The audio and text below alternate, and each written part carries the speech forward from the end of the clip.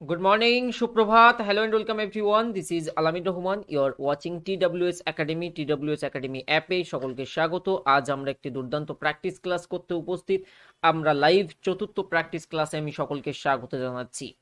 মল্লিকা মাহাতো, নবদীপ, বাপ্পি, প্রভাতী মণ্ডল, কামিরুন, শুভম, ঠান্ডা মর্নিং, ঠান্ডা মর্নিং সত্যিই, চন্দ্রা, বিশ্বজিৎ, বিউটি দাস, দীপঙ্কর, দিশা, বিবেক, সুদেশনা মল্লিক, সকলে উপস্থিত, আরো অনেকে উপস্থিত যাদের নাম নিতে পারলাম না, তাই না? কত ছাত্রছাত্রী একসঙ্গে থাকে, সবার নাম অনলাইনে টুকটুক করে নিতে একদিন নিতে হবে, বুঝতে পেরেছো? একদিন শুধু নাম ডাকা ক্লাস করতে হবে। পড়া ধরবেন নাকি স্যার? ওকে, হ্যাঁ ভালো কথা মনে পড়েছো। হ্যাঁ, এটাই তো তোমাদের না, সেই পড়া ধরার ব্যাচ। মনে পড়েছে, মাঝখানে এই ফাউন্ডেশন আর থিওরির প্রেসারে আমি নিজেই ভুলে গিয়েছিলাম যে এটা হচ্ছে সেই পড়া ধরা ব্যাচ। পরে যারা রেকর্ডেড দেখেছিলে পড়া ধরাগুলো কেমন লেগেছিল? পড়া ধরাতে স্টুডেন্টের ভয়েস শোনা গিয়েছিল? আমি তো আর ক্লাস প্লে করে পরে আর দেখি না। স্টুডেন্ট যে বক্তব্যগুলো রাখে বা তারা যে আনসারগুলো দেয় সেগুলো শোনা যায়। কামিরুজ্জামান স্যার আমাকে আজকে পড়া ধরবেন, ঠিক আছে ঠিক আছে, দেখা যাক। লিখে দেবেন স্যার? হ্যাঁ হ্যাঁ হ্যাঁ হ্যাঁ, লিখেও দেবো, অসুবিধে নেই। আচ্ছা, রিসেন্টলি আমি ইউটিউবে কিছু ক্লাস করিয়েছি, অ্যান্ড সত্যি বলতে পেইড ব্যাচের সমানই ক্লাস।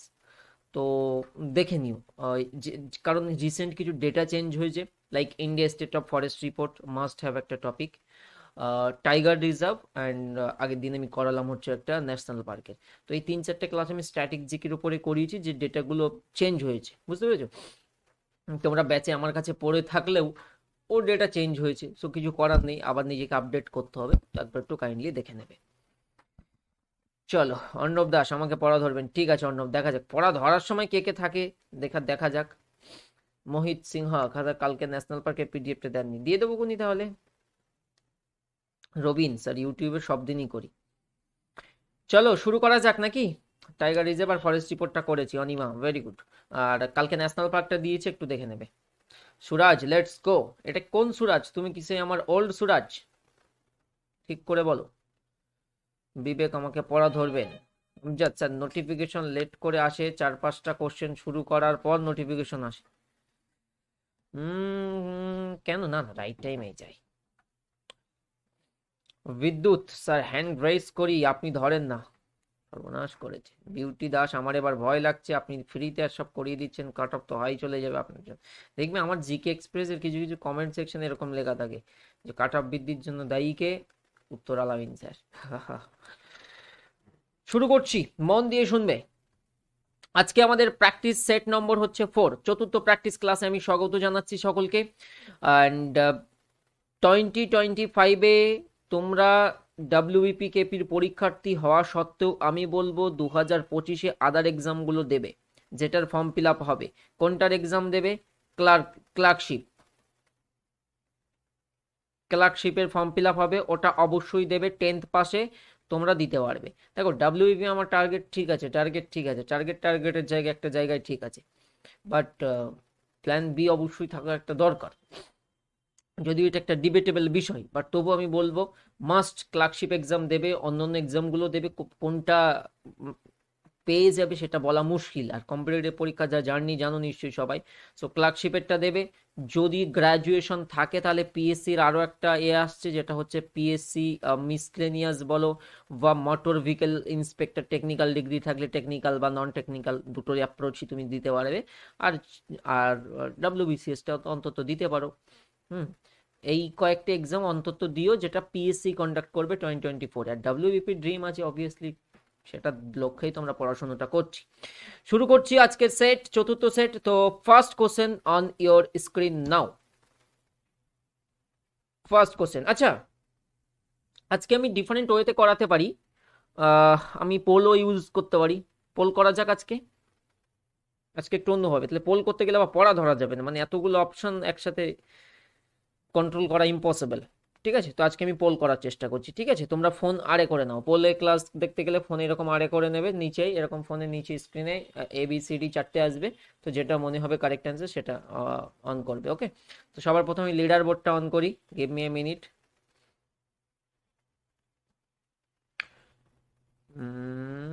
Leader board. আচ্ছা, তোমাদের কি লিডার বোর্ডটা অন হয়েছে? দেখো না, ওখানে নতুন একটা অপশন আছে।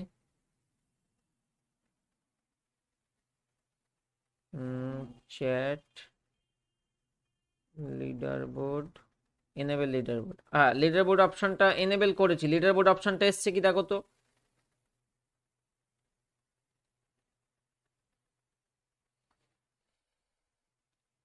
হয়েছে। চল, তাহলে শুরু হচ্ছে। এবং আমাদের প্রথম প্রশ্ন তোমার সম্মুখে, এবং ফার্স্ট প্রশ্নের জন্য আমি তোমাদেরকে পোল পাঠাচ্ছি এবং সকলে কিন্তু পোলের মাধ্যমে সঠিক উত্তর নির্বাচন করবে। চলো এভরিওয়ান।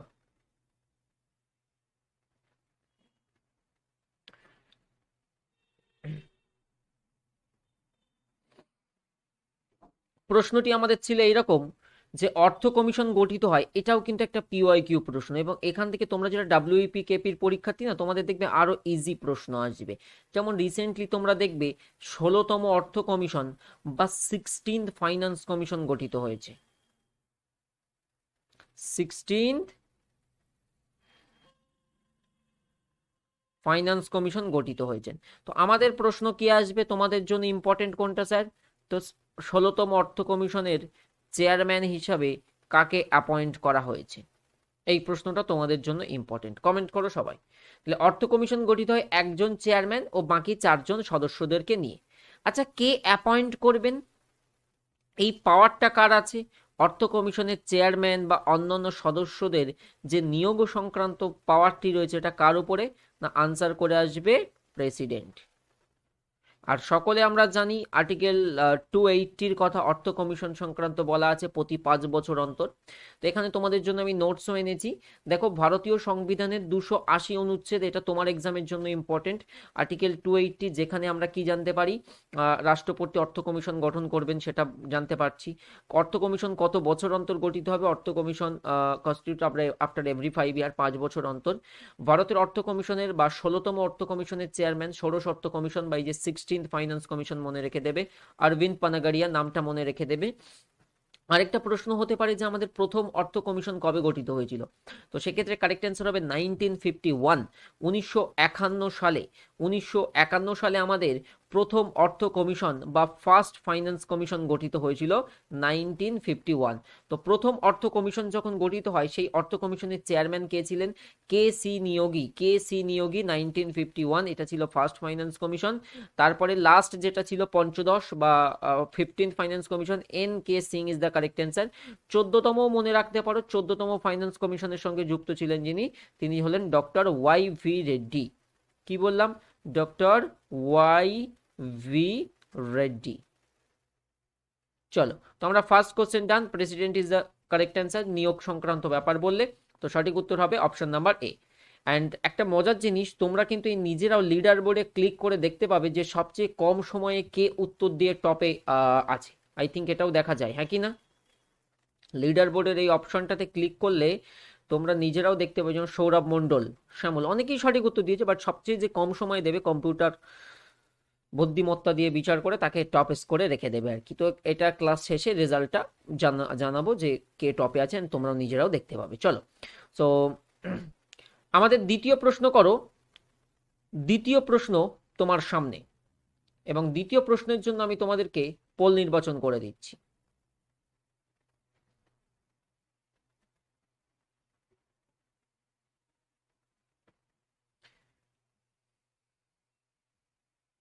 তোমরা কমেন্ট আর ইউজ করতে হবে না, কারণ এভরি কোশ্চেন্সে পোল তোমাদেরকে যাবে। কমেন্ট ইউজ করতে হবে না, এভরি কোশ্চেনে পোল পাবে। শব্দের বেগ, শব্দের বেগ সবচেয়ে বেশি হয় কোন মাধ্যমে?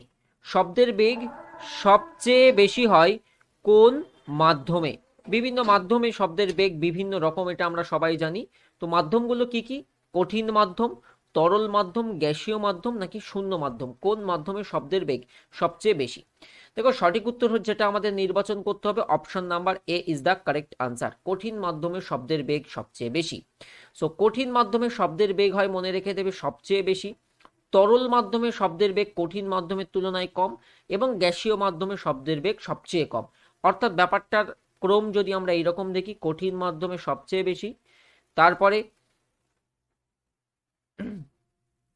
তরল, তারপরে হয়ে যাবে গ্যাসীয় মাধ্যম, এই রকম ক্রম, এটা একটু খেয়াল রেখে দেবে। এই জন্য দেখো এখানে একটা মজার তথ্য দেওয়া হয়েছে, অনেক সময় তথ্যবহুল যে প্রশ্নটা আসে তার মধ্যে এই তথ্যটাই চলে আসে, যে শীতকালে দেখবে তুমি অনেক দূরেও মাইক বাজলে অনেক সময় আমরা শুনতে পাই, হ্যাঁ কি না? তো বেসিক্যালি শীতকালে কি হয়, বাতাস ঠান্ডা থাকে আমরা সবাই জানি এবং ঘনত্ব বেশি থাকে, তাই শীতকালে শব্দের বেগ অন্যান্য সিজনের তুলনায় কি হয়, বেশি হয়। তো রাইট অ্যান্সার কি, option number A correct answer. পরবর্তী প্রশ্ন তোমার জন্য, খুব বিখ্যাত একটা নাম, খুব বিখ্যাত একটা নাম এবং বিখ্যাত একটা প্রশ্ন, এবং এই প্রশ্নের জন্য সঠিক উত্তর কমেন্ট ইউজ করার দরকারই নেই, আমি প্রতিটা প্রশ্নে পোল দিচ্ছি, সেই পোলের মাধ্যমে করবে।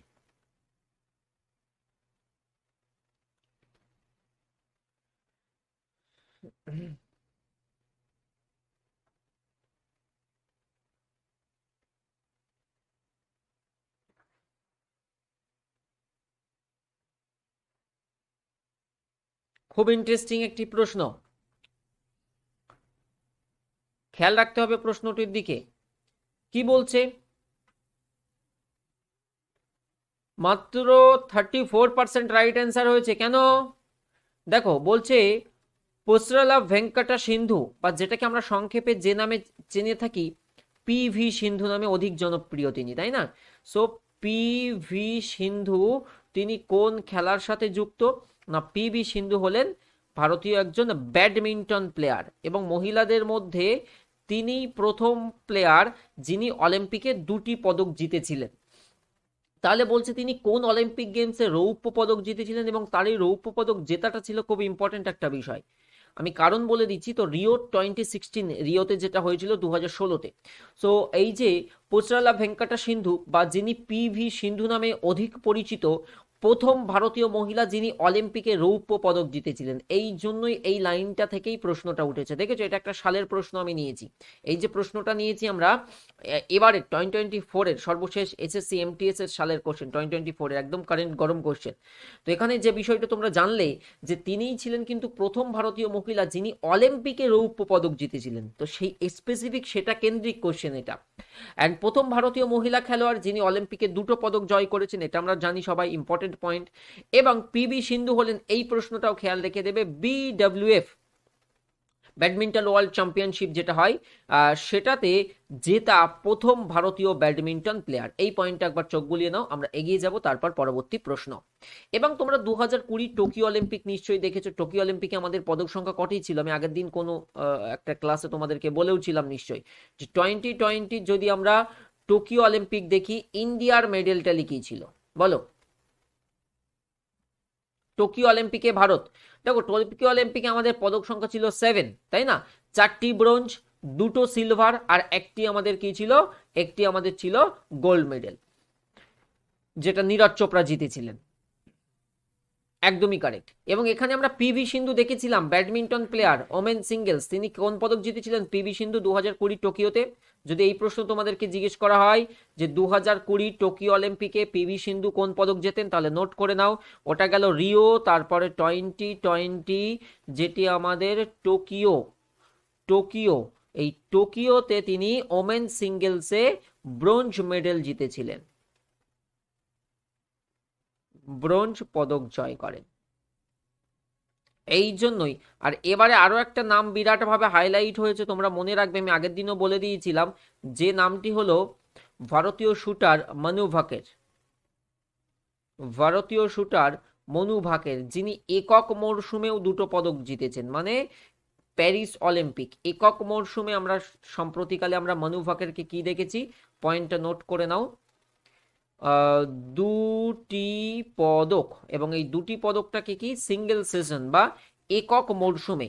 এবং তিনি কোন খেলার সঙ্গে যুক্ত? তিনি হলেন ভারতীয় শুটার যিনি শুটিং, একটা সিঙ্গেল ভাবে আর একটা হচ্ছে মিক্সড টিম ইভেন্টে।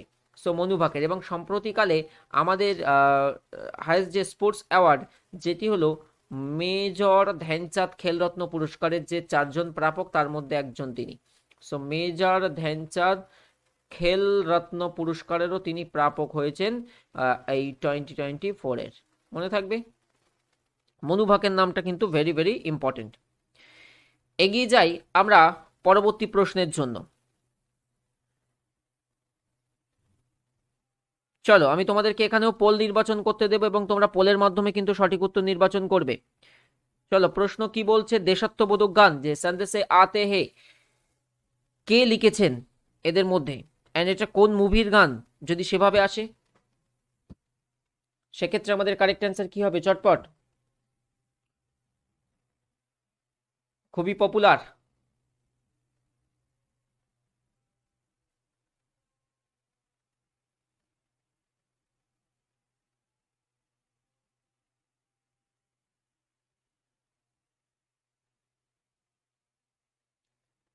বর্ডার লিখেছো, গুড। আচ্ছা তাহলে যদি আমরা দেখি 44% এদিকে একটা এসছে উত্তর, তো রাইট অ্যান্সার মনে রেখে দেবে Javed Akhtar is the correct answer. Javed Akhtar right answer, option number B সঠিক উত্তর।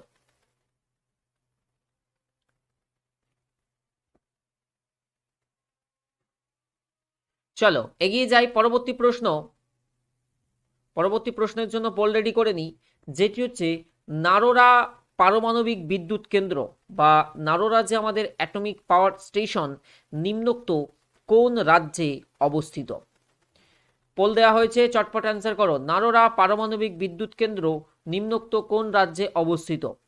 অপশন তামিলনাড়ু, উত্তরপ্রদেশ, মহারাষ্ট্র নাকি কর্ণাটক?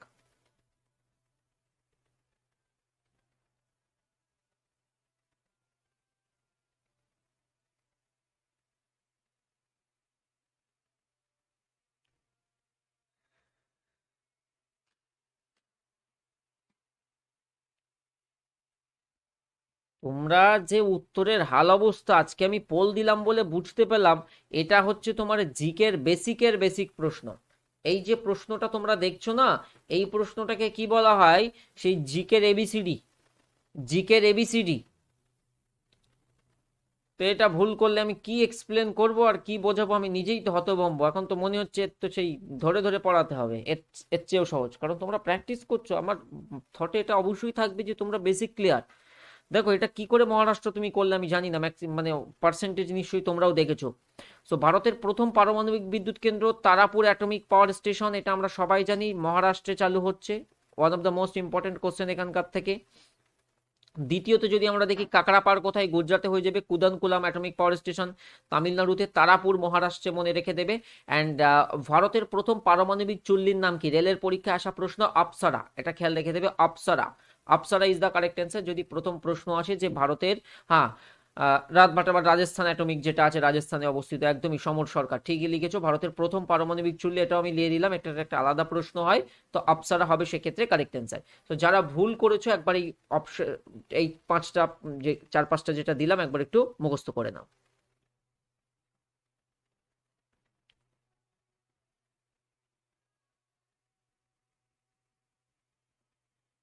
তপন বর্মন আজকের ক্লাসে টপে আছে, আমি শেষে গিয়ে নাম ঘোষণা করব, দেখা যাক তপন শেষ অবধি থাকতে পারে কি নাকি অন্য কেউ তপনের জায়গা দখল করে নেবে। আধ্যাত্মিক একটা লড়াই চলবে। চলো এগিয়ে যাই, পরের প্রশ্ন। তোমরা পড়ো, আমি অ্যান্সার সাবমিট করছি। এই পোল দিতে গেলে আমাকে আগে কারেক্ট অ্যান্সার দিতে হয়, দিয়ে তারপরে সাবমিট করতে হয়, বুঝেছো?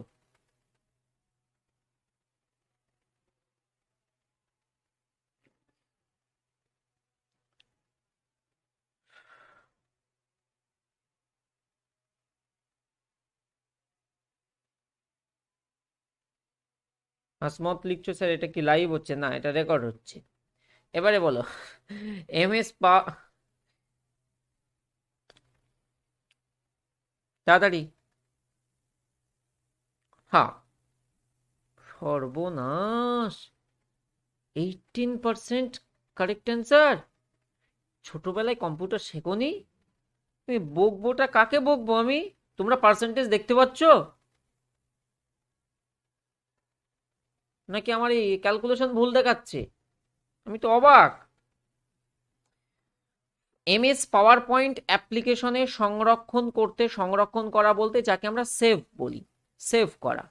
তাহলে সংরক্ষণ করতে নিচের কোন এক্সটেনশন ব্যবহার করা হয়? এই যে কোনো ডকুমেন্টের ক্ষেত্রে দেখবে ডিওসি, এমএস অফিসে সাধারণত এই ডিওসি ডক্স বলে, ডিওসি এক্স বলে, এই যেটা ডিওসক্স। আচ্ছা, তারপর টেক্সট ফাইল হলে অনেক সময় নোটপ্যাডে এই যে টিএক্সটি ফাইল হয়, এগুলো হচ্ছে ফাইল এক্সটেনশন, শেষে থাকে। তারপরে দেখবে কোনো ডকুমেন্ট আমরা পিডিএফ পাই, পোর্টেবল ডকুমেন্ট ফরম্যাট, যেটা পিডিএফ ফরম্যাট। আর এই পাওয়ার পয়েন্ট, এই যে পিপিটিএক্স, এর পাওয়ার পয়েন্টের ফুল ফর্মই কি?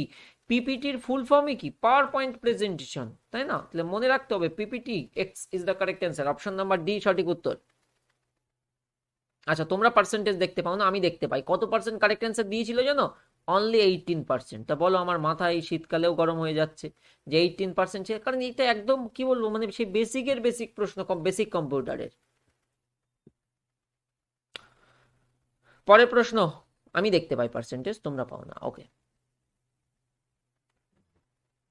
ওই জন্য ভুল উত্তর দেখলে মাথাটা আমারই গরম হয়, তোমরা চুপচাপ থাকো। এবার বুঝতে পেরেছি।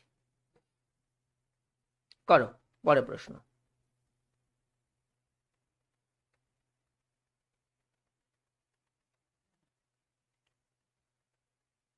রিপন মোল্লা, কমেন্টে লিখতে হবে না, তোমার যেটাই উত্তর মনে হচ্ছে তুমি পোলে নির্বাচন করে দাও, কারণ কমেন্টে লিখলে তো কাউন্ট হবে না, লিডার বোর্ডে আসতে পারবে না। লিডার বোর্ডে আসতে গেলে পোলে নির্বাচন করবে, যেহেতু আজকে আমি পোল ফাংশন ইউজ করছি। নিম্নের কোন তারিখে পালিত হয় কন্যাশ্রী দিবস বা কন্যাশ্রী ডে? কন্যাশ্রী ওয়েস্ট বেঙ্গল গভর্নমেন্টের একটা দারুণ ইনিশিয়েটিভ, সবাই জানি। অ্যান্ড কন্যাশ্রী প্রকল্প কোন সালে চালু হয়েছিল? এবারে কমেন্টে বলো, কন্যাশ্রী প্রকল্প কোন সালে চালু হয়েছিল? এটা ডাব্লিউবিপিতেও আসা প্রশ্ন, সালটা নিয়ে একটু অ্যান্সার অন্যরকম দিয়েছিল একবার, জানো নিশ্চয়ই। তো কন্যাশ্রী পোর্টালেও দেখবে লেখা পাবে 2013 ইজ দ্য কারেক্ট অ্যান্সার, মনে রেখে দেবে। 2013 মনে রেখে দেবে উত্তর। আচ্ছা, তাহলে দেখো 14 August is the correct answer. তো বেসিক্যালি অর্থনৈতিকভাবে অনগ্রসর শ্রেণীভুক্ত 13 থেকে 18 বছর বয়সের মেয়েদের আর্থিক সহায়তা দেওয়ার জন্য পশ্চিমবঙ্গ সরকারের একটি উদ্যোগ বা ইনিশিয়েটিভ হলো এই কন্যাশ্রী প্রকল্প, আমরা সবাই জানি। আর এই স্কিমটি পশ্চিমবঙ্গের মাননীয় মুখ্যমন্ত্রী মমতা বন্দ্যোপাধ্যায়ের দ্বারা 2013 সালে প্রতিষ্ঠিত হয়েছিল। আর 2013 সালের 14 আগস্ট প্রথমবার রাজ্য সরকার কন্যাশ্রী দিবস পালন করে। আর 14 আগস্ট তাহলে আমাদের কি হচ্ছে? কন্যাশ্রী দিবস। ভালো প্রশ্ন। আর ওয়েস্ট বেঙ্গলের স্কিম থেকে তো প্রশ্ন আসেই, ইভেন এমন এমন ডাব্লিউবিসিএস এর পরীক্ষাতেও দেখবে 3-4টে শুধু স্কিমের প্রশ্ন, গতিধারা স্কিম, তারপরে তোমার সাইকেলের যে কোন কোন শ্রেণীর ছেলে মেয়েদের সাইকেল দেওয়া হয়েছিল, একটা সালে মোটামুটি 3-4টে কোশ্চেন এসেছিল শুধু স্কিম থেকে। এগিয়ে যাই পরবর্তী প্রশ্ন, এবং সঠিক উত্তরের জন্য সবাই প্রস্তুত হয়ে যাও। পোল যাচ্ছে, এভরিওয়ান মাস্ট ইউজ পোল। পরে যেটা রেকর্ডেড দেখবে তোমরা, এই পোলটার পাবে না। হ্যাঁ, এটা একটা দুঃখজনক, এই জন্য লাইভে তারাই ভাল লাগবে। হ্যাঁ, এটাই অলমোস্ট 70% আমি রাইট অ্যান্সার পেয়েছি। শ্রীকান্ত দে, স্যার বলছি মক টেস্ট দেওয়ার পর যখন আনসার যখন দেখছি দেখা যাচ্ছে না। না না, দেখা যাবে, সো সলিউশন বলে একটা অপশন থাকবে, আমি ক্লাস শেষে দেখিয়ে দেবো। শ্রীকান্ত একবার মনে করবে, হ্যাঁ। কোন সালে গান্ধী আরোইন চুক্তি, কাদের মধ্যে গান্ধী আরোইন চুক্তি সম্পাদিত হয়? এখান থেকেই তো অ্যান্সারের ক্লু বেরিয়ে গেলাম, মহাত্মা গান্ধী আর আরোইনের মধ্যে। তো সঠিক উত্তর হচ্ছে কোন সালে? 1931। বলো তো দেখি, কংগ্রেস পক্ষ হতে গান্ধীজি কোন গোল টেবিল বৈঠকে পরবর্তীতে যোগদান করেন? তো এই প্রশ্নটাও খুব পপুলার প্রশ্ন, যেটি হয়ে যাবে second round table conference. Second round table, দ্বিতীয় গোল টেবিল বৈঠক, একবারই মাত্র কংগ্রেস যোগদান করে, এবং যেটি ছিল কি second round table conference. Option number D correct answer. তো গান্ধী আরউইন চুক্তি যেটা 1931 সালে সম্পাদিত হয়েছিল, এই চুক্তিটি 1931 সালের 5 মার্চ কোথায়? লন্ডনে স্বাক্ষরিত হয়। এটা ভালো প্রশ্ন, কোথায় লন্ডনে স্বাক্ষরিত হয়েছিল? এই চুক্তিতে মহাত্মা গান্ধী ভারতীয় জাতীয় কংগ্রেসের পক্ষ হতে এবং লর্ড আরউইন ভাইসরয়, যিনি কি ব্রিটিশ কর্তৃপক্ষের পক্ষে অংশগ্রহণ করেছিলেন। তাহলে গান্ধীজি এবং লর্ড আরউইনের মধ্যে এই গান্ধী আরউইন চুক্তি স্বাক্ষরিত হয়। সঠিক উত্তর হবে 1931 ইজ দ্য কারেক্ট আনসার। পরের প্রশ্ন, এটা ডাব্লিউবিসিএস এর প্রশ্ন, সালের প্রশ্ন, সায়েন্সের। বল দিলাম।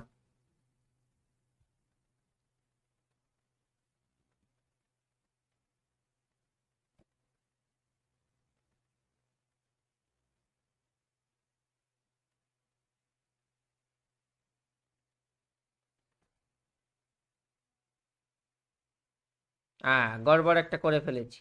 আমি পোলে ভুল উত্তর ক্লিক করে দিয়েছি। উফ, মাথা আমার নিজেরও খারাপ হয়ে, আমি পোলে ভুল উত্তর ক্লিক করেছি। তাহলে হাইড্রোলিক প্রেসের কার্যনীতির ভিত্তি হলো, সঠিক উত্তর কি হয়ে যাবে? পাস্কেলের সূত্র। রাইট অ্যান্সার কি? Option number B is the correct answer. তাহলে হাইড্রোলিক প্রেস কোন নীতির উপরে বেস করে কাজ করে? তো হাইড্রোলিক প্রেসের কার্যনীতির ভিত্তি হচ্ছে পাস্কেলের সূত্র। রাইট অ্যান্সার কি? Option number B. পরের প্রশ্ন, তুঙ্গভদ্রা যার উপনদী তা হলো, তুঙ্গভদ্রা যার উপনদী তা হলো, এটাও খুব পপুলার প্রশ্ন, অনেকবার সালের পরীক্ষাতে এসছে, মাল্টিপল টাইম।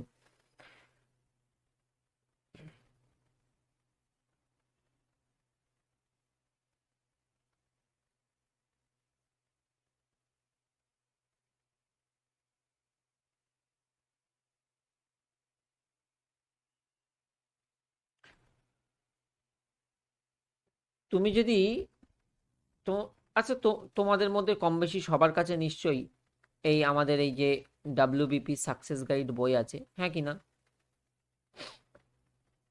এটা যেহেতু সালের প্রশ্ন, দেখবে এই বইতে এই জায়গায় এই প্রশ্নটাকে নিয়ে অনেকটা ব্যাখ্যা দেওয়া আছে। জিকেতে বিশেষ করে যত পিওআইকিউ আছে, অল পিওআইকিউ আমি জিকে এক্সপ্রেসে যেমন মুখে বলি, সেইগুলো সব টেক্সট আকারে টাইপ করা আছে। তো বহুবার দেওয়া আছে। 20% ছেলে মেয়ে এই কোশ্চেনে অ্যান্সার ভুল দিয়েছে যারা আজকে ক্লাসে উপস্থিত। কেন খুব একটা করলে, বহুত পপুলার প্রশ্ন তো। তো Krishna is the correct answer. হ্যাঁ, এটা তো অজানা প্রশ্ন কিছু নয়। দেখো, তুঙ্গভদ্রা হচ্ছে কৃষ্ণার উপনদী। Tungabhadra very famous tributary of river Krishna. Krishna নদী দক্ষিণ ভারতের অন্যতম একটা গুরুত্বপূর্ণ প্রধান নদী। আর কৃষ্ণা নদীর তীরে বিজয়ওয়াড়া শহর অবস্থিত, এটা একটা আসে। তাহলে তোমরা চটপট বলো তো দেখি, মহারাষ্ট্রের যে নাসিক শহর আছে, মহারাষ্ট্রের নাসিক শহর, এটি কোন নদীর তীরে অবস্থিত? সেক্ষেত্রে অ্যান্সার কি হবে বলো? কোন নদীর তীরে নাসিক শহর অবস্থিত? আর কৃষ্ণার তীরে বিজয়ওয়াড়া আছে এবং তার উপনদী মুসি। এই মুসির তীরে হায়দ্রাবাদ সিটি অবস্থিত। হায়দ্রাবাদ কার রাজধানী? তো রাইট অ্যান্সার হয়ে যাবে তেলেঙ্গানা। তেলেঙ্গানার যে রাজধানী শহর হায়দ্রাবাদ, সেটা মুসি নদীর তীরে অবস্থিত। বিজয়ওয়াড়া কৃষ্ণা, নাসিক কার তীরে? Godavari is the correct answer. Very good. তাহলে বলো তো দেখি, পুনে শহর, এটাও মহারাষ্ট্রের একটা শহর, পুনে শহর কোন নদীর তীরে অবস্থিত? তখন অ্যান্সার কি হবে? অনিকেত শর্মা স্যার, একই জিনিস স্প্যাম করেছো স্যার। এগুলো হয়েছিল আগের দিন আপনার ক্লাসে, হয়নি অনিকেত? আমি সেট বানাচ্ছি, আমি জানি না। চল,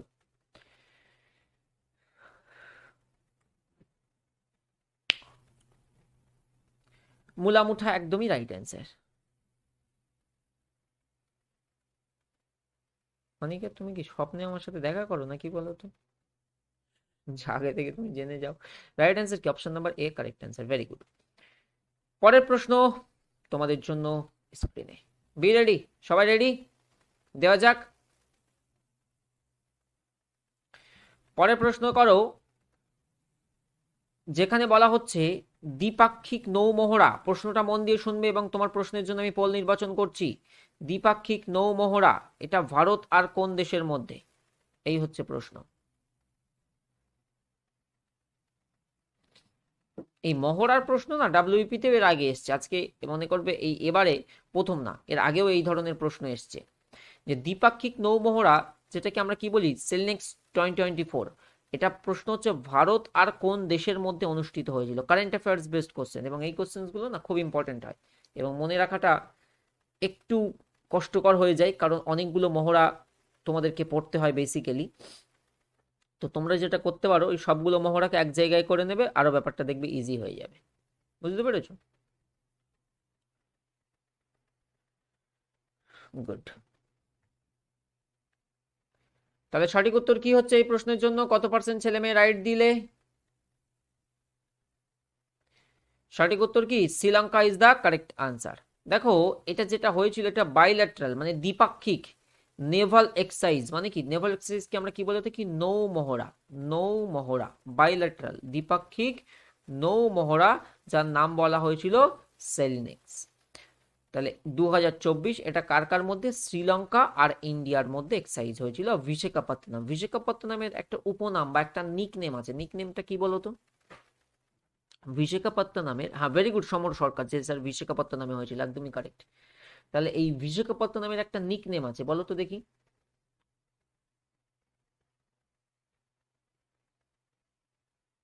সিটি অফ ডেস্টিনি বলা হয়, Rina Maiti. Okay, yeah, city of destiny is the correct answer. Next question করো।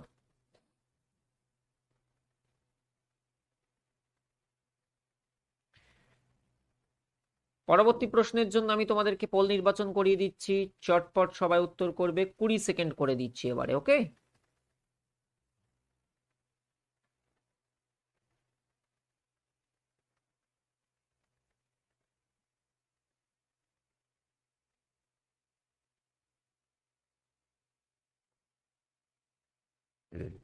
হ্যাঁ, এই মহড়াগুলোই তুমি ওই কান্ট্রির লেটার দেখে অনেক সময় আইডেন্টিফাই করা যায়, স্পেসিফিক্যালি মহড়ার প্রশ্নগুলোতে।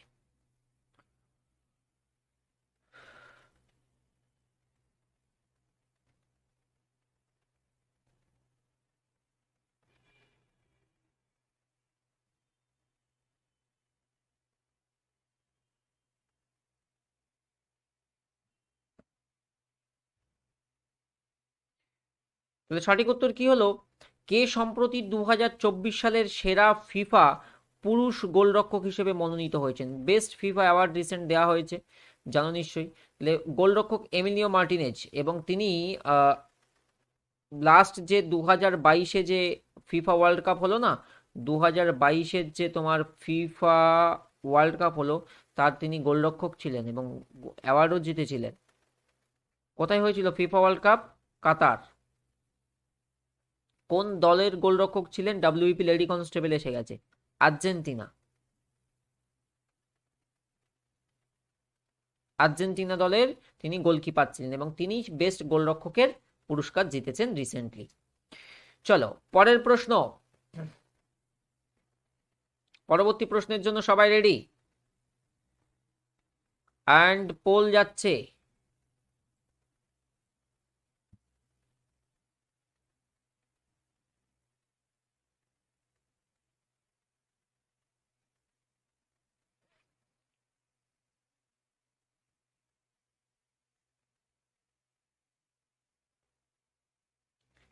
নিম্নের কে সম্প্রতি 2024 সালের সেরা ফিফা পুরুষ খেলোয়াড় নির্বাচিত হয়েছেন? মানে তোমার ফিফার দ্বারা best FIFA men's player of the year. ও, এটার অ্যান্সার দেখে নিয়েছে না? তাও 86% কারেক্ট অ্যান্সার, বাকি 80 রেশিওতে চলে গেছে। 10% বলছো Lionel Messi, no. Right answer কি? Vinicius Junior. ওরা দেখেনি, বুঝতে পেরেছো? আর এটা ফাঁকি দিয়েছে। এটা তো খুব সুন্দরভাবে করালেন। আর মহিলাদের মধ্যে কি বললে কি হতো বলো তো? যে বেস্ট মহিলাদের প্লেয়ার। এই তোমরা কিন্তু অনেকে ফাঁকি দিচ্ছ, দেখো ভাই কারা দিচ্ছ, আমি কিন্তু চাইলে আইডেন্টিফাই করে নামগুলো বলতে পারি, বাট আমি বলছি না। যার দুর্বলতা আছে তার নিজের মধ্যে নিশ্চয়ই ধাক্কাটা খাচ্ছে, আমি এই যে কথাটার দ্বারা তার মনে নিশ্চয়ই আঘাত খাচ্ছে। তো প্লিজ পড়ো, আদারওয়াইজ কিন্তু ওয়ান শট এক্সাম। তুমি একটা ব্যাচে পড়ছো, আমার কাছে একটা মান সম্মান ডুবে যাবে কিন্তু। প্লিজ পড়ো, এর চেয়ে আর কিভাবে বোঝাবো আমি তোমাদেরকে? এগুলো আমি কি বলবো, মানে আমার ক্লাসে তুমি রয়েছো এখানে, মোদ্দা কথা আমার ক্লাস ছাড়ো, তুমি নিজের কাজ জন্য পড়ছো। তোমার মনে করো আজকে এক্সামটা এতদিন হয়ে যাওয়ারও কথা ছিল, সো 95% মানে 90-র কোটার নিচে নামবেই না। আমি কেন রেগে যাচ্ছি, আমার মাথা কেন গরম হয়ে যাচ্ছে, তুমি নিশ্চয়ই বুঝতে পারছো। হ্যাঁ, তো এই যদি বলো এই প্রশ্ন আমি পারবো না, তো আমি কি ব্যাখ্যা দেবো বলো? ইউটিউবে আমি এই সব এগুলো করিয়ে রেখেছি। লেটেস্ট কোশ্চেন, যদি এটাও না পারো আমার আর কিছু বলার নেই, এটাতেও বল দিচ্ছি। চলো বল দিলাম।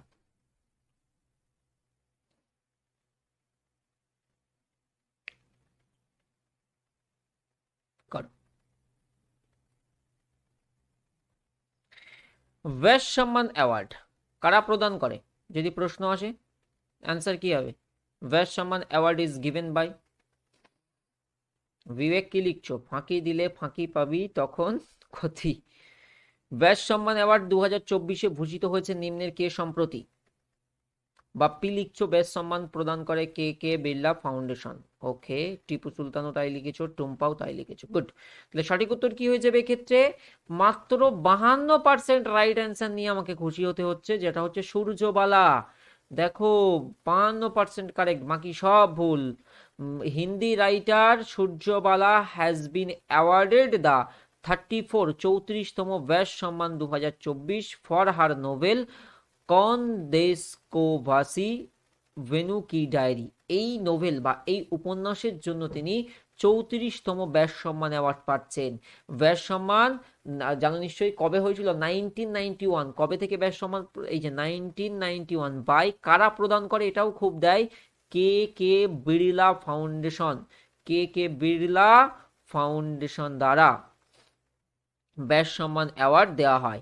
আর 33তম প্রাপক, এর আগের প্রাপক কে ছিলেন? পুষ্প ভারতী। পুষ্প ভারতী ছিলেন 33তম প্রাপক। আর এবারে লেটেস্ট 34তম যেটা সম্প্রতিকালে দেওয়া হলো, তিনি হলেন সূর্যবালা। হলো। পরের প্রশ্ন, নিশ্চিতভাবে সঠিক উত্তর দিতে হবে। ভালো করে প্রশ্ন পড়ে নাও, আমি পোল দিচ্ছি।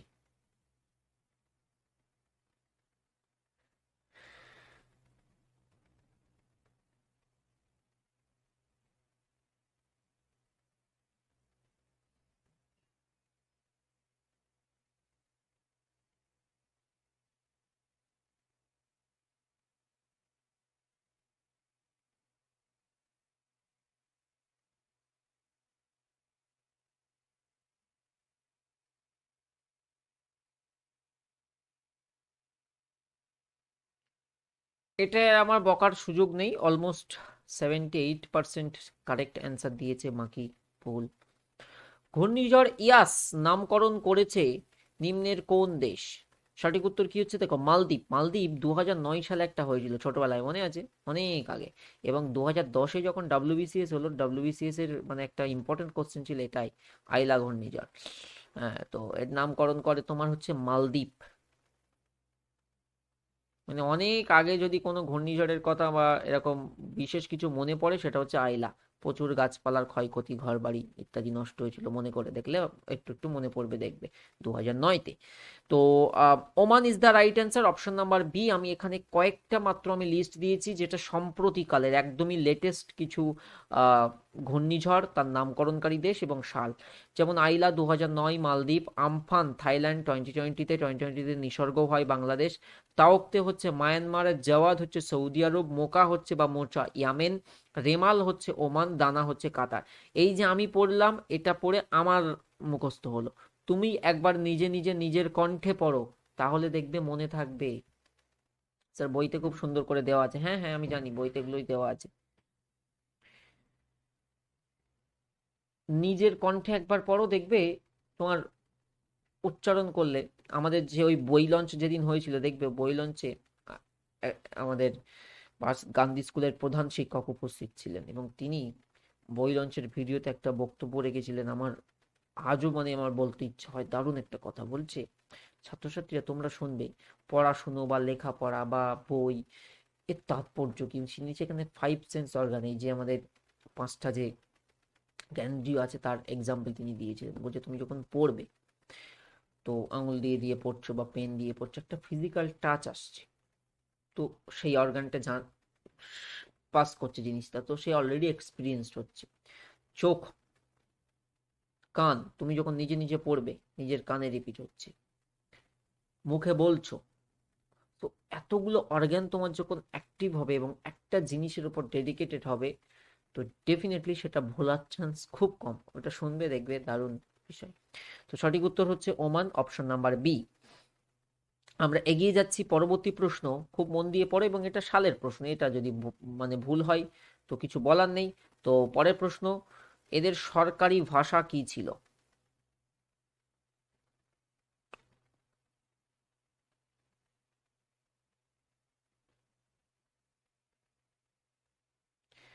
গুপ্তদের সরকারি ভাষা নিম্নের কোনটি? সংস্কৃত, পালি, প্রাকৃত নাকি ওপরের কোনোটিই নয়।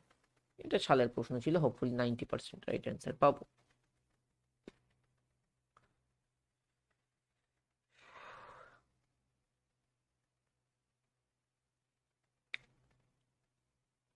না,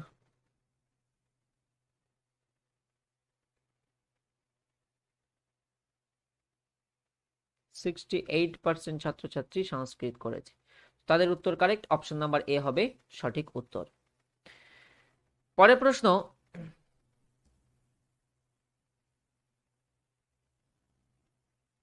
মাল্টিপল টাইম আসা প্রশ্ন, এটা মাল্টিপল টাইম।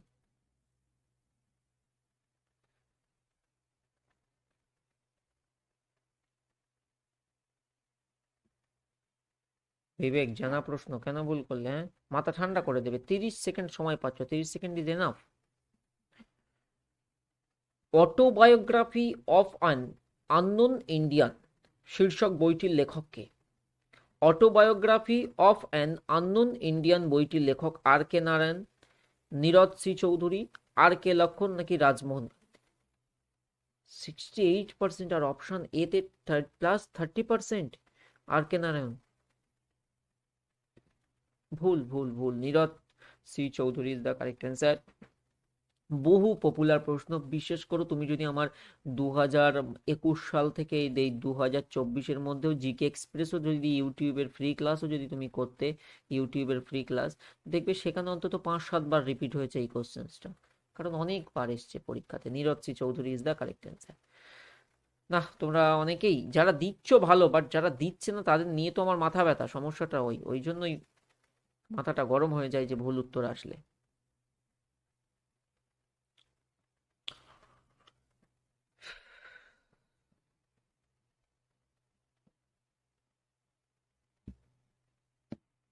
হুম, চল, প্রথম পোল দিয়ে ক্লাস হচ্ছে তাই ভুল করেছো, ওকে চল। তোমাদের একটা হাত সেট হওয়ার ব্যাপার আছে, বুঝতে পেরেছি। প্রতি বছর কোন তারিখে আন্তর্জাতিক ওজোন স্তর সুরক্ষা দিবস বা ওজোন স্তর সুরক্ষার জন্য যে আন্তর্জাতিক দিবস, এটি প্রতি বছর কবে পালিত হয়? এটাতেও 61%।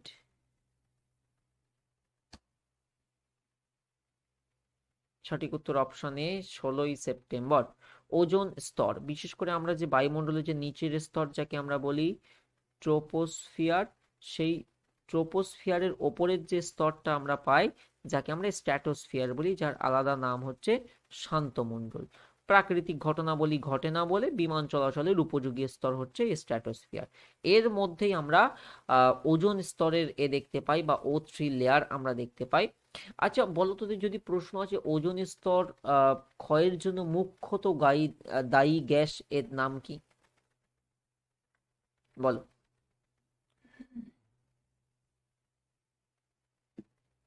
হ্যাঁ হ্যাঁ, স্কোর কার্ড সবাই দেখতে পাবে, সবাই তো দেখতে পাবে, ওখানে একটা অপশন আছে দেখো, অ্যাওয়ার্ডের মতো একটা অপশন আছে, ওটাতে ক্লিক করলে সিএফসিস লিখেছো, ওকে, আর CO2 ইত্যাদি অনেক কিছুই হয়, ওকে। আচ্ছা, ওজোন লেয়ারের ঘনত্ব ঘনত্ব কোন এককে মাপা হয়?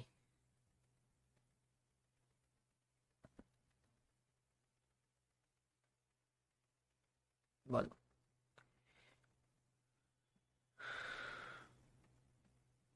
ডাবসন, ভেরি গুড। আর লেন্সের ক্ষমতা বললে যেটা হয় ডায়োপ্টার। খুব দারুণ একটা প্রশ্ন, খুব দারুণ একটা প্রশ্ন, এবং এই প্রশ্নের জন্য আমি পোল দিচ্ছি, আনসার করো।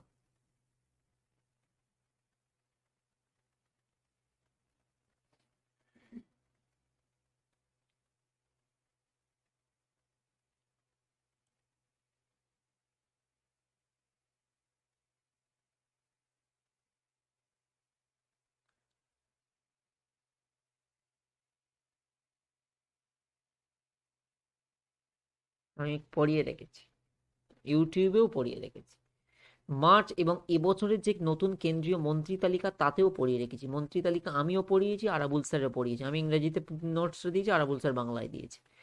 অমিত শাহ হলেন আমাদের স্বরাষ্ট্রমন্ত্রী, তোমরা পার্সেন্টেজ দেখবে কেন আমার মাথা গরম হয়? 22% রাইট অ্যান্সার। 22%, 22%। তো অমিত শাহ যেমন আমাদের ইউনিয়ন হোম মিনিস্টার, তেমনি মিনিস্ট্রি অফ কর্পোরেশন, যেটা কিছু আগেই ক্রিয়েট করা, তো তারও দায়িত্বে তিনি। তো রাইট অ্যান্সার কি? Option number A correct answer. হোমের পাশাপাশি এটা। সালের কোশ্চেন ছিল, এই জন্যই ছিল। ওই দেখো না এসএসসির কোশ্চেনে লেখা থাকে যে অ্যাজ অফ মার্চ 2024, ওই রকম টাইপের ভাষা, দেখলেই বুঝতে পারবে এটা সালেরই ছিল। পরের প্রশ্ন স্ক্রিনে আসছে, আনসার করো। কোথায়?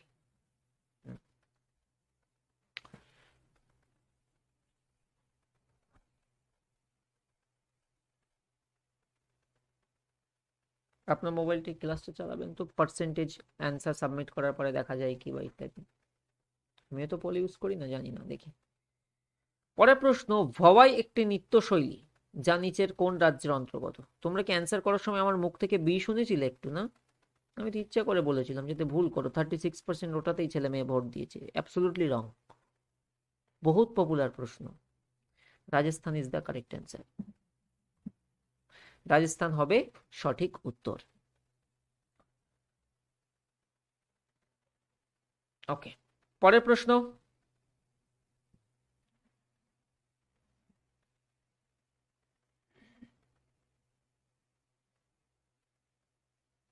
দাঁড়াও অ্যান্সার দেখে নিই।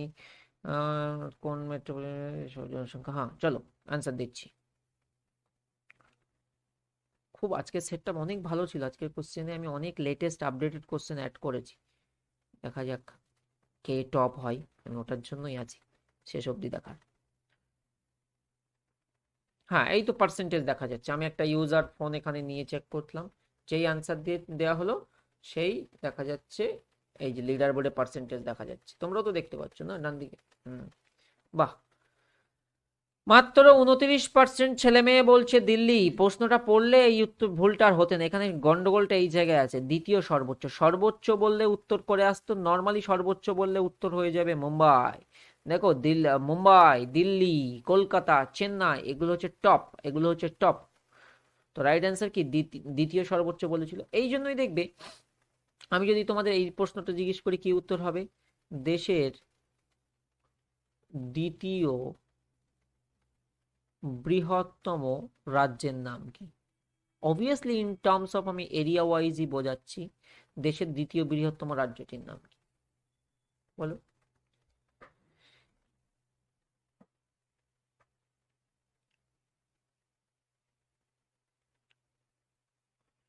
আবার উত্তরপ্রদেশ লিখছো? আচ্ছা, অনেকে মধ্যপ্রদেশ লিখছো, অনেকে মহারাষ্ট্র লিখছো। আমি কি রিসেন্ট এই কোশ্চেন্সটা করাইনি যে এরিয়া ওয়াইজ আমাদের লার্জেস্ট স্টেটগুলোর নাম কি? হ্যাঁ, আমি রিসেন্ট কোনো কোশ্চেনে আমি এই জিনিসটা পড়িয়ে রেখেছি। তো এইভাবে করলে কি করে হয় বলো? সবার প্রথম রাজস্থান হচ্ছে আমাদের ফার্স্ট, মানে সবচেয়ে বড় লার্জেস্ট স্টেটের নাম বললে কি হয়? রাজস্থান। তারপর মধ্যপ্রদেশ করো, তারপর মহারাষ্ট্র করো, তারপর ইউপি করো, এইরকম। রাজস্থান, মধ্যপ্রদেশ, মহারাষ্ট্র, ইউপি। নেক্সট, পরের প্রশ্ন। অ্যান্ড এখান থেকে আরেকটা স্ট্র্যাটেজিকের প্রশ্ন হয় যে সৈয়দ মুস্তাক আলী ট্রফি, যেটা এই প্রশ্নে বেসিক্যালি দেওয়া হয়েছে, এই মুস্তাক আলী ট্রফি যে খেলার সাথে সম্পর্কিত। Mushtaq Ali trophy badminton, cricket, football নাকি হকি? তো মুস্তাক আলী ট্রফি কোন খেলার সাথে সম্পর্কিত বলো? সৈয়দ মুস্তাক আলী ট্রফি, খুব ইম্পর্টেন্ট একটা কোশ্চেন কিন্তু। এটা কোন খেলার সাথে সম্পর্কিত? Cricket, not hockey. ক্রিকেটের সাথে সম্পর্কিত ট্রফি। মাত্র 54% রাইট অ্যান্সার। দেখো Mumbai is the correct answer. এবার আমি একটা পোল দিচ্ছি, ঠিক আছে? একদম সত্যি সত্যি অনেস্ট ফিডব্যাক দেবে সবাই, ঠিক আছে, এই পোলটা এন্ড হলে।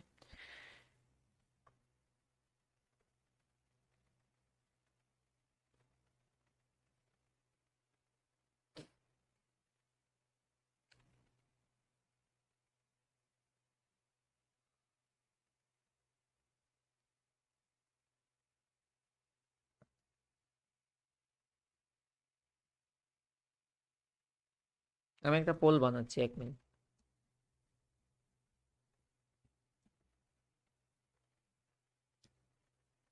প্রশ্ন না, 1 মিনিট।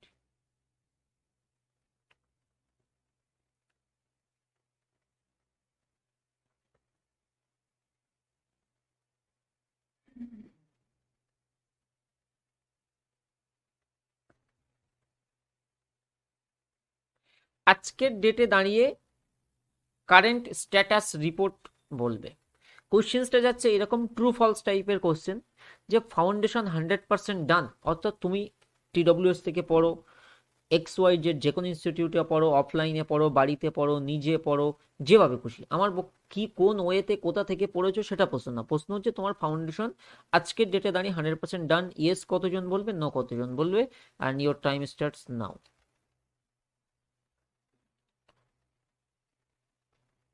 আজকের ডেটে দাঁড়িয়ে অনেস্টলি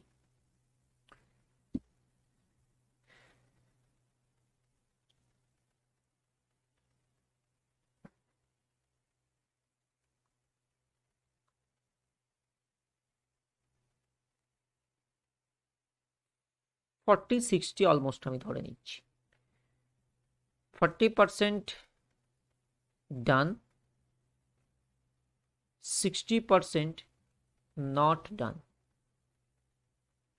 তোমরা প্র্যাকটিস ব্যাচে এসছো কেন এবার আমাকে বলো।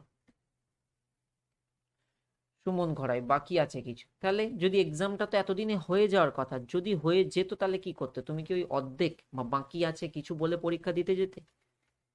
আমি না প্র্যাকটিস বেচে এসছি পড়াতে বটে, বাট আমি আমি নিজেই লিটিল বিট কনফিউজ যে আমি প্রতিটা কোশ্চেনে আরো ধরে ধরে ভেঙে ভেঙে এক্সপ্লেন করবো। কারণ কেন ছাত্রছাত্রী যদি এটা না বলতে পারে সেকেন্ড লার্জেস্ট স্টেটের নাম কি, মুস্তাক আলী ট্রফি কোন খেলার সাথে সম্পর্কিত, এগুলো বেসিকের বেসিক কোশ্চেন।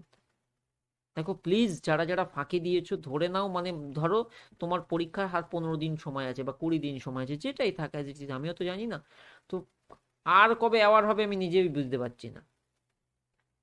এই ভুলটা করবে না কিন্তু, আমি বারবার বলছি। তোমরা ব্যাচে এসছো যে কারণে আমি এত কথা আমি বারবার বলছি, নইলে বলতাম না।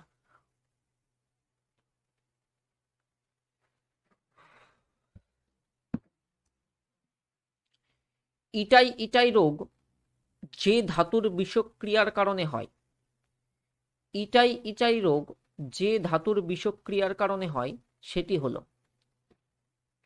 এবারে কি জানো, কম্পিটিটিভ লাইনে এই কথাটাও মাথায় রাখবে। ধরো তোমার ফাউন্ডেশন বা তোমার বেসিক ডান, আমি ধরে নিলাম বেসিক ডান, তুমি হ্যাপি, টিচার হ্যাপি, সবাই হ্যাপি। বাট আর এই হচ্ছে এক্সাম। তো এর মধ্যে পথটা মনে করো অনেকটা পথ।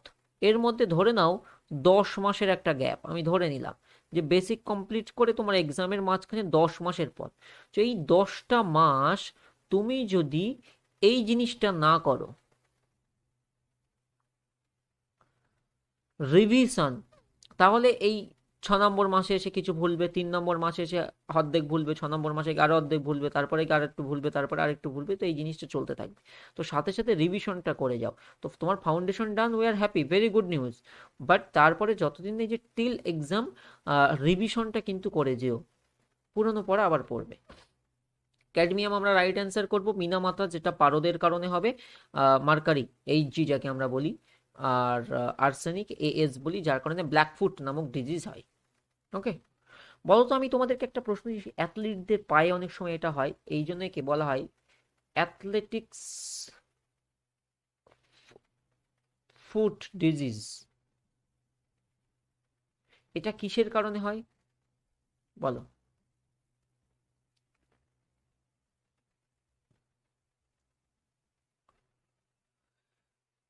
একটা প্রশ্ন হয় এই জায়গায়, যে অ্যাথলিটস ফুট ডিজিজ যেটা হয়, এটা কিসের কারণে হয়?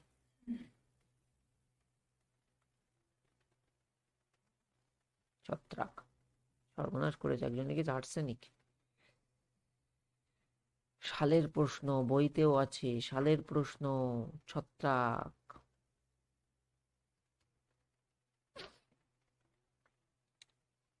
কিন্তু ক্যালসিয়াম লিখে দিয়েছে। নেক্সট,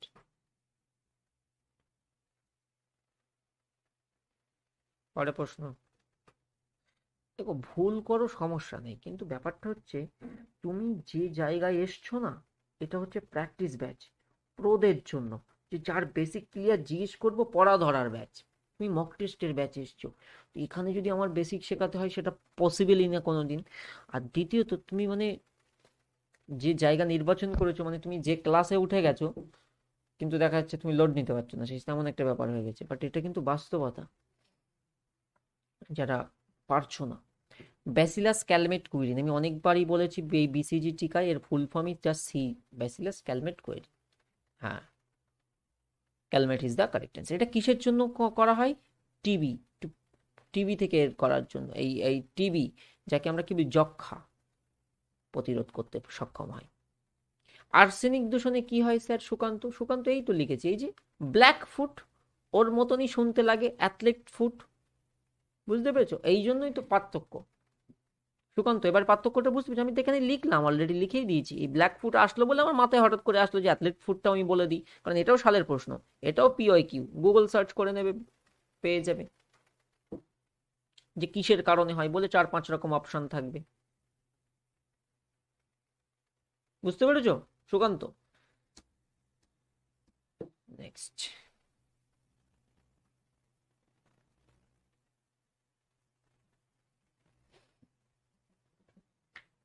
আর আজকাল তো এক্সামে মনে করবে ইজিগুলো সবাই পারবে, তুমি পারবে মানে সবাই পারবে, মনে করবে তুমি পেরেছো মানে সবাই পারবে। কিছু কোশ্চেন মনে করো জিকেতে তোমার 25টা প্রশ্ন থাকবে, তো 25টা হার্ড করবে না এক্সামিনার।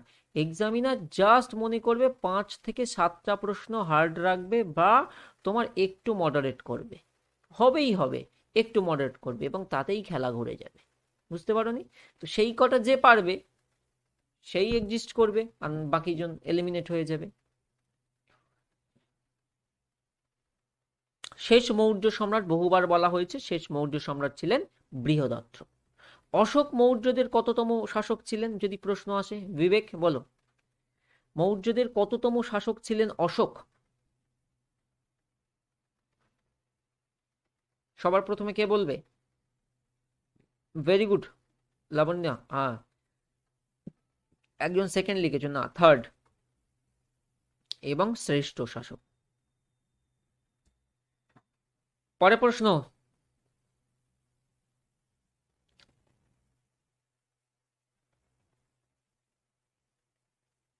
করো। নিম্নের কোন শহরটি সিটি অফ লেকস নামেও পরিচিত? নিম্নের কোন শহরটি সিটি অফ লেকস, বা যাকে আমরা কি বলি, হ্রদের শহর?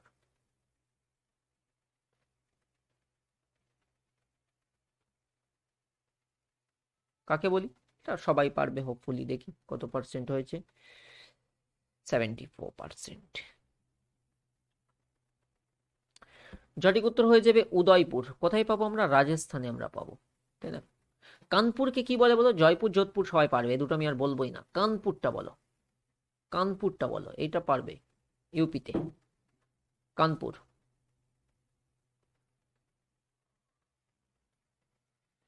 বলো তাড়াতাড়ি।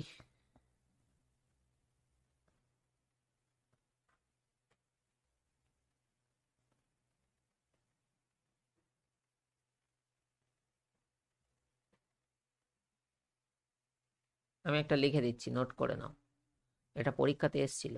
Leather city of world, leather city of the world. হ্যাঁ, অনেকে ম্যানচেস্টারের থটেও বলেছো, হতে পারে, নো ইস্যু। এই যে যেটাকে তুমি বলেছো ম্যানচেস্টার অফ, হ্যাঁ। আর লেদার সিটিটা বেশি পরীক্ষায় আসে, বুঝতে পেরেছো? লেদার সিটি, লেদার সিটি সবচেয়ে বেশি আসে, লেদার সিটি। চলো, পরে প্রশ্ন।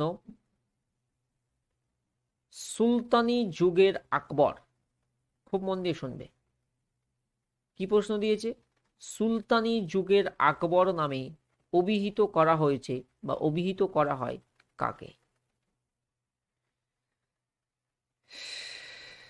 Iqbal, leather city of world বললে কানপুর উত্তর করবে।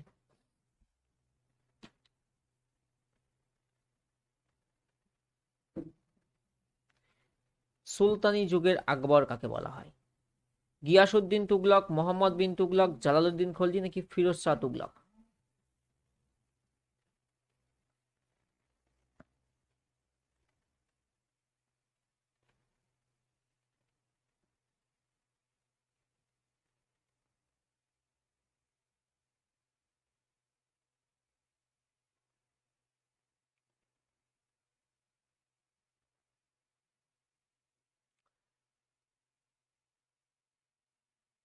সঠিক উত্তর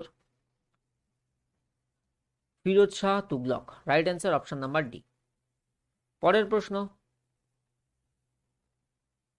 চটপট 15 সেকেন্ডের পল দেবো, এটা একদম সহজ প্রশ্ন, এটাতে 30 সেকেন্ড দেওয়াই যাবে না, 15 সেকেন্ডে অ্যান্সার করতে হবে।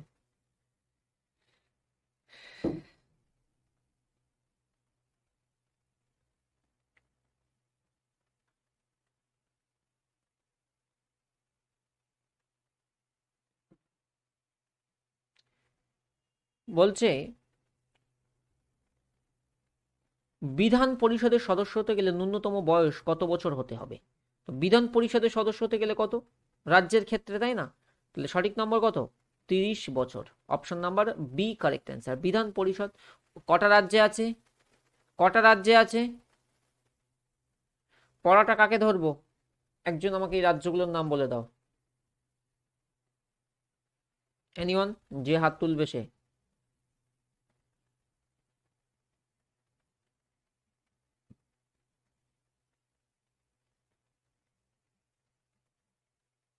নীলকান্ত মিদ্যা, বলো।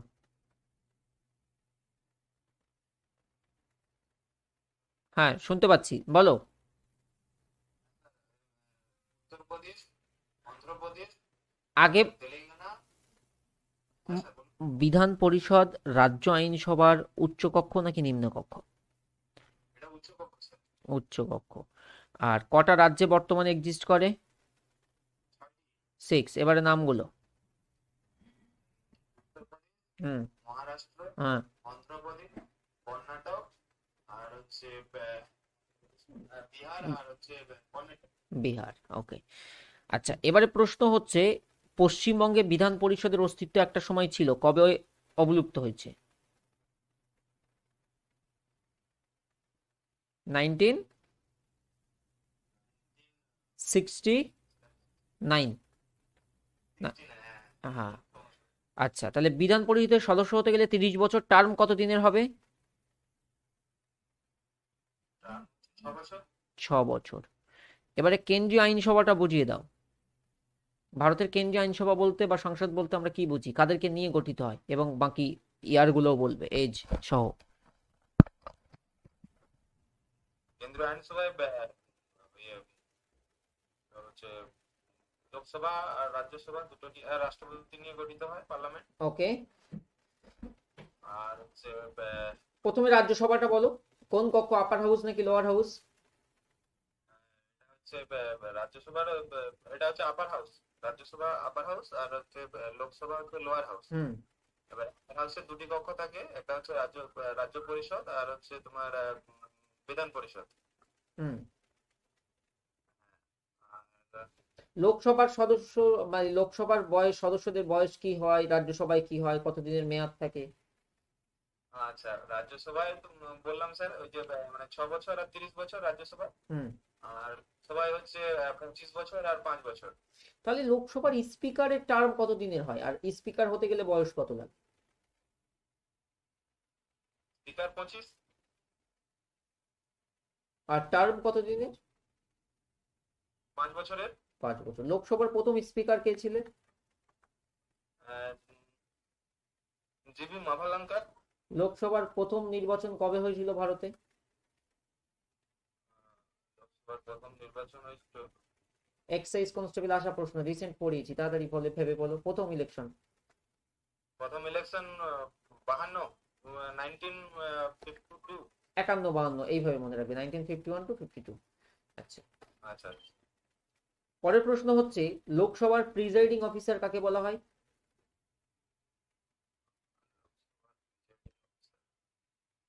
স্পিকারকে। একদম সহজ প্রশ্ন, স্পিকারকে বলা হয়। আচ্ছা, পরের প্রশ্ন, কোন বিল, অর্থ বিল কিনা ফাইনাল ডিসিশন কে দেবেন? স্পিকার। জিএসটি কাউন্সিলের সভাপতিত্ব কে করেন? অর্থ সচিব। অর্থমন্ত্রী, ফাইন্যান্স অর্থমন্ত্রী। মিনিস্টার। হ্যাঁ, হ্যাঁ।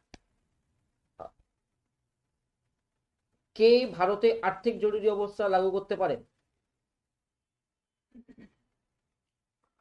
রাষ্ট্রপতি। নাকি অর্থমন্ত্রী, কোনটা? না, রাষ্ট্রপতি। গুড। আর্টিকেল কি?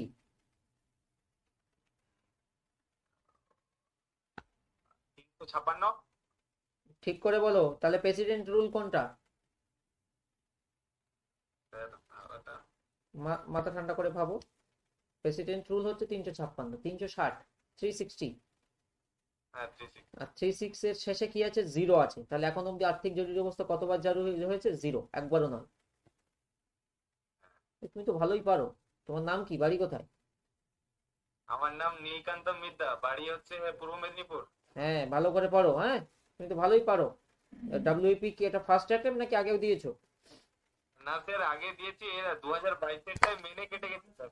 মেনে কেটে গেছে, এই জন্য ভালোই তো পারছো। তাহলে এই যে ছোট ছোট যে খামতিগুলো আছে এইগুলো ইমপ্রুভমেন্ট করো। মনে করো তোমার ক্লিয়ার, এবারে তোমার কাজ হচ্ছে আরো নিখুঁত ভাবে আর একটু ডিপে করা। বুঝতে পেরেছো? ভালো করে পড়ো। হ্যাঁ হ্যাঁ স্যার, ধন্যবাদ। হ্যাঁ।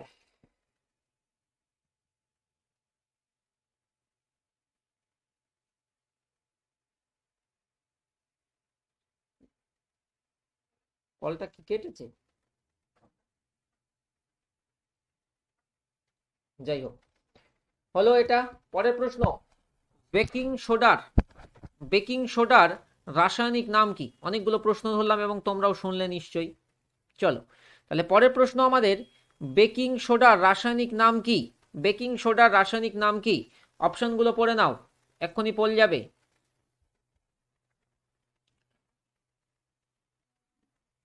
বল দিচ্ছি, বেকিং সোডার রাসায়নিক নাম।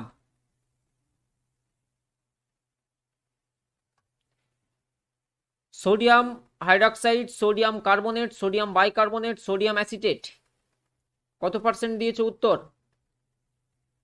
73, একদমই কারেক্ট। বেকিং সোডা সঠিক উত্তর কি হচ্ছে? Sodium bicarbonate. Option number C বিকল্প সঠিক উত্তর। হাসমত, বিপ্লব, ত্রিব্রত, মাসুদ। হ্যাঁ মাসুদ ভুল করলে তো, সোডিয়াম কার্বনেট করলে। এবারে করো ফাইনাল কোশ্চেন, লবণ সত্যাগ্রহ কত খ্রিস্টাব্দে শুরু হয়? বা লবণ সত্যাগ্রহের সময়কাল যদি জানতে চাই তাহলে উত্তর কি হবে বলো? লবণ সত্যাগ্রহ, আজকে আমরা এই টাইপের একটা প্রশ্ন করেছিলাম না, গান্ধী আরোইন চুক্তি। বলো, সিমিলার টাইপের একটা প্রশ্ন, সিমিলার সালের। লবণ সত্যাগ্রহ কবে শুরু হয়? অন্য কি নামে আমরা এটাকে জেনে থাকি? কে বলবে অন্য কি নামে আমরা এটিকে জেনে থাকি?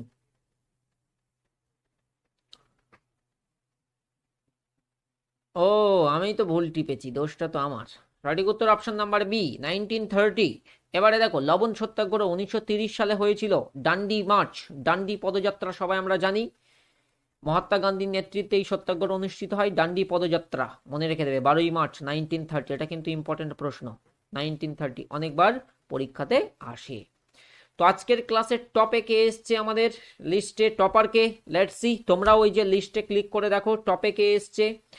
দেখা যাচ্ছে আজকের ক্লাসে 28 স্কোর করে টপ হচ্ছে ঈশান, তারপরে রাজীব 25, তারপরে অর্ণব 24, রিপন মোল্লা 23, দেবজ্যোতি ঘোষাল 23, বিশ্বজিৎ সর্দার 23, সৌরভ মণ্ডল 22, দিশা সামন্ত 22, সন্তু মণ্ডল 22 আর বিবেক হচ্ছে 22। আজকের টপ স্কোর এসছে 28। Okay good, which is good. বলো, দেখা হচ্ছে তাহলে পরের ক্লাসে। সে পর্যন্ত ভালো থাকতে হবে, সুস্থ থাকতে হবে, ভালো করে প্রিপারেশন করতে হবে। কোথাও অসুবিধা হলে আমাকে বলতে হবে। অ্যান্ড ভালো করে পড়ে এসো, ভালো করে পড়ে এসো। দেখো আমি এখন তোমাদেরকে প্র্যাকটিস করাচ্ছি, তো আমার যে বক্তব্যটা সেটা ক্লিন, যে আমি তো এখানে প্র্যাকটিস করাতে এসেছি, তো আমি খুঁজবো ছেলেমেয়েরা ভালো ভালো স্কোর করবে, প্রতিটা সেটে গুড নাম্বার তুলবে, সেটাই তো আমি চাইবো, এটাই তো আমার প্রাপ্য না? বাট যারা ভুল করছে এইগুলো হচ্ছে আমাদের শোধরানোর টাইম, আমরা ইমপ্রুভমেন্ট করব ধীরে ধীরে। বলো, পড়াশোনা নিয়ে কারো কোনো জিজ্ঞাসা? সোমা, সঞ্জু ঘোষ, কার সঙ্গে কানেক্ট করব? পড়াশোনা নিয়ে কোনো জিজ্ঞাসা থাকলে বলতে পারো।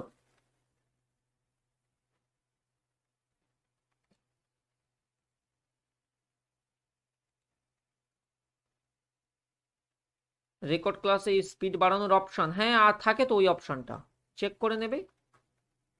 তুমি চাইলে রেকর্ড ক্লাসেও তো স্পিড, প্লেব্যাক স্পিড উপরে দেখবে কোথাও সেটিং বলে অপশন থাকবে, হ্যাঁ, সেখান থেকে তুমি স্পিডটা বাড়িয়ে নিতে পারবে।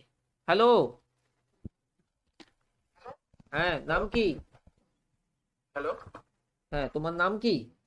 মানব বিপ্লব প্রামাণিক স্যার। ওকে, অ্যান্ড পড়াশোনা কেমন চলছে? অসুবিধা কোথায় হচ্ছে? অসুবিধা বলতে স্যার আমি 2.0 ব্যাচ টোটালটা কমপ্লিট করেছি। হুম, শুনতে পাচ্ছেন? হ্যাঁ, শুনতে পাচ্ছি, বলতে থাকো। 2.0টা টোটালটা কমপ্লিট করেছি। হুম, এখন কি করবেন? আমি করে নেই। তো আওয়াজ হয় কেন? বলো। হ্যালো হ্যাঁ, শুনছি, বলো। স্যার, বলছি আমি রিভিশন এখন শুধু কি রিভিশন দেবো আর কি করবো যদি বলতেন। এই প্র্যাকটিস ক্লাসটা কন্টিনিউ করে যাও আর রিভিশন করো। তোমার ওখানে যা মেটেরিয়াল দেওয়া আছে না, ওই হ্যাঁ, মেটেরিয়াল গুলো এনাফ তোমার ডাব্লিউপি, হ্যাঁ। কেপি বা ইত্যাদি এক্সামের জন্য। তো ওই, আর কি কমপ্লিট হলো স্যার এটাই? না, রেলের পরীক্ষায় ওই যে বললাম না, কিছু জায়গা ব্যতিক্রম আছে। কালকে রাতে আমি একটা ক্লাস করেছিলাম ইউটিউবে, ন্যাশনাল পার্ক, দেখেছিলে? ক্লাসে লাইভে ছিলে তুমি? আপনার কোনো ক্লাস মিস নেই স্যার। আচ্ছা, তাহলে কালকের ক্লাসে একটা জিনিস চোখে আঙুল দিয়ে দেখিয়ে দিয়েছি। প্রথম দিকে দেখবে ডাব্লিউপি, কেপি বা নর্মাল স্টেটের এক্সামে কেমন কোশ্চেন আসে, শুধু নর্মাল ন্যাশনাল পার্ক টপিকে। আবার শেষের দিকে দেখবে যে পিওয়াই কিউ দেখালাম রেলের কোশ্চেনের লেভেলটা কমপ্লিটলি ডিফারেন্ট হয়ে গেল। ওই হয়ে যায় পার্থক্য। ওভারঅল দেখো 50-60% একটা জিনিস কভার করে, বাট 100% সব এক জায়গা থেকে হয় না ওইভাবে, হ্যাঁ। কারণ ওই হ্যাঁ, ওই পার্টিকুলার এক্সামে যে প্যাটার্ন বা ধরন, কিছু চ্যাপ্টার আলাদাও আছে। আর ম্যাথস ঠিকঠাক হচ্ছে? হ্যাঁ স্যার। রিজনিং? হ্যাঁ। তোমার কাছে সাকসেস গাইড বইটা আছে? না স্যার, ওইটা নেই। আচ্ছা, ওটা নেই। নর্মাল একটা মক টেস্ট দিলে অ্যাপে তোমাদের ব্যাচে দেখবে 15টা মক টেস্ট আপলোড করা হয়েছে, ফুল লেন্থ টেস্ট। প্রথম টেস্টে স্কোর কত এসছে 1 নম্বর টেস্টে?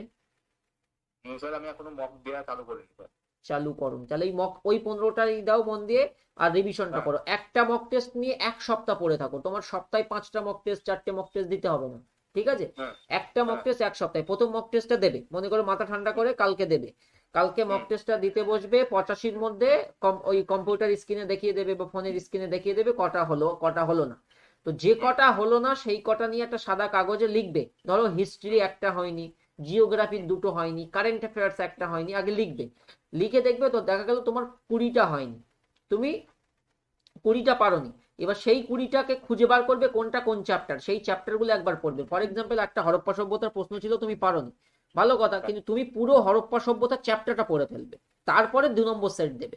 তো এইভাবে যে কটা পারবে না সে কটাকে আগে পড়বে, তারপর আবার 2 নম্বর টেস্ট দিতে যাবে, ঠিক আছে? ঠিক আছে স্যার। ভালো থেকো, হ্যাঁ। হ্যাঁ, thank you। ওকে, অ্যান্ড তোমরাও ভালো থেকো, অ্যান্ড দেখা হবে পরবর্তী দিন। কবিরুল, ডেফিনেটলি হবে আবার নেক্সট দিন, হ্যাঁ। দীপঙ্কর কি কথা বলো? প্রদীপ এক্সটেন্ড করতে চাই কি করে? ওটা হেল্পলাইনে কথা বলো, অ্যাডমিশন সাপোর্টে হেল্প করে দেবে। টাটা।